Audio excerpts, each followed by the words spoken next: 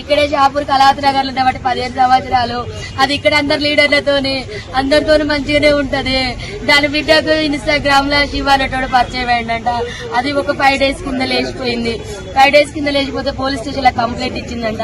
Police station లో complaint ఇస్తే sir వాళ్ళు వెళ్లి అబ్బాయిని తీసుకొచ్చి అమ్మాయిని తీసుకొచ్చిల్లంట. నా బిడ్డ 3 రోజుల నుంచి వాడింట్లో ఉంది. నా బిడ్డకి ఏమైనా అయింది ఒకసారి టెస్ట్ చేయండి సార్ అంటే కోర్టు తీర్పు వస్తుంది, ఇవాళ చెక్ చేపిద్దామని చెప్పి సార్ మంగళవారం పెడదామని సీఏ గారు అన్నారంట. అక్కడ నుంచి దాన్ని ఇంటికి తీసుకొని వచ్చింది. మరి వాళ్ళని ఎట్లీస్ట్ పెట్టిలో నాకు తెలియదు సార్, వాళ్ళ లోపలనే ఉండే. వాడు ఎట్లా బయటకు వచ్చిందో తెలియదు. మా అమ్మ ఇంట్లో పూజ చేస్తాను రమ్మని బిడ్డ పిలిచిందంట. వెనకాలకెళ్ళి చెల్లె పూజ చేస్తాడు. వెనకాలకెళ్ళి తన చుండి తీసుకొచ్చే వెనకాలకెళ్ళి వేసి బుద్ధి చంపేసింది సార్. చంపిన తర్వాత నా చెల్లె చావలేదంట.